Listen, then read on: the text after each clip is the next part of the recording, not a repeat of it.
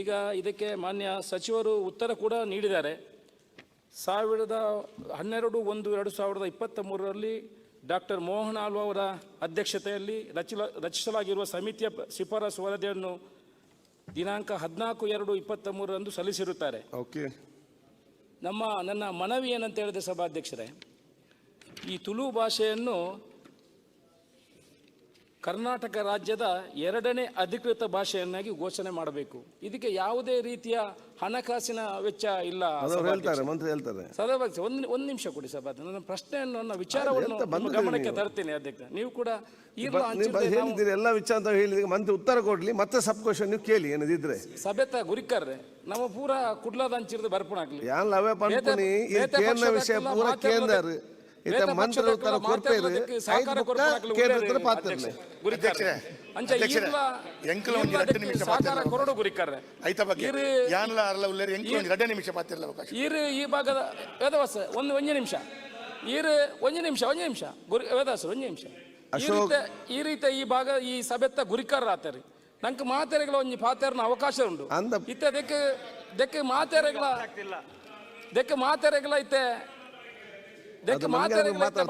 ಬೇತೆ ಇಲಾಖೆಗೆ ಎನ್ಒಸಿಗೆ ಬರುತ್ತೆ ಗುರಿಕರ್ರೆ ಅಕ್ಲ ಎನ್ಒಸಿ ಕೊರಿ ಬೆಟ್ಟಿಗೆ ಎನ್ನೊಂಜಿ ಮಲ್ತಿಂದಾಂಡ ನಂಗೆ ದುಂಬು ಮುಲ್ಪಲ್ಲ ಪಾತ್ರಲಿ ಅಲ್ಲ. ನಾನು ಏನು ಹೇಳಿದ್ದೇನೆ ಅಂತ ಹೇಳಿದ್ರೆ ಮಂತ್ರಿಗಳೇ ಒಂದ್ ನಿಮಿಷ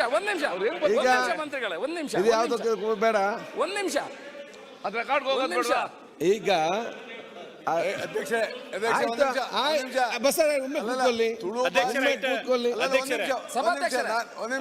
ತುಳು ಭಾಷೆ ಮಾತಾಡೋದಕ್ಕೆ ನಂದೇನು ವಿರೋಧ ಇಲ್ಲ. It is not in the constitution schedule. ಆಯ್ತು, ಅವ್ರು ಬರ್ಕೊಳಕ್ ಆಗಲ್ಲ ಮತ್ತು ಇದು ಅಧಿಕೃತ ಭಾಷೆ ಅಲ್ಲ. ಆಯ್ತು ಸಭಾಧ್ಯಕ್ಷರೇ ಆಯ್ತು ಹೇಳಿದ್ರಲ್ಲ ಕೂತ್ಕೊಳ್ಳಿ. ಆಯ್ತು ಹೇಳಿದ್ರಲ್ಲ ಈಗ ಅಶೋಕ್ ಪಂಪೇರ್ ಇತ್ತೆ ಪಂಪನೆಗೆ ಅಂತ ಇತರ ಕನ್ನಡ ಪಾತ್ರಲೆ ಒಂದೇ ನಿಮಿಷ ಅಕ್ಲೆಗೆ ಮೂಲ ಬರ ಹೇಳಿ ಕನ್ನಡದಲ್ಲಿ ಹೇಳಿ.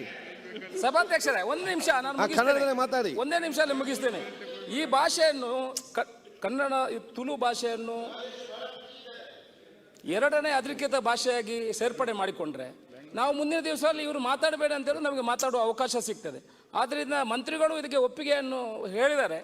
ಎನ್ಒಸಿ ಅನ್ನು ತಗೊಳ್ಳುವ ಮುಖಾಂತರ ತುಳುವಿಗೆ ಆದ್ಯತೆ ಕೊಡ್ತೀನಿ, 2ನೇ ಅಧಿಕೃತ ಭಾಷೆಯನ್ನಾಗಿ ಘೋಷಣೆ ಮಾಡ್ತೇನೆ ಅನ್ನುವ ವಿಚಾರವನ್ನು ಹೇಳಿದ್ದಾರೆ.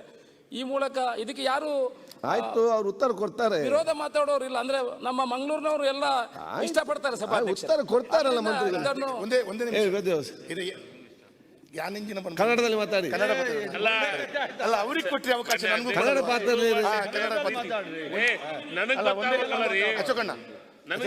ಒಂದು ಮಿನಿಟ್ ಅಧ್ಯಕ್ಷರೇ, ನಾನೀಗ ಕನ್ನಡದಲ್ಲೇ ಮಾತಾಡ್ತೀನಿ.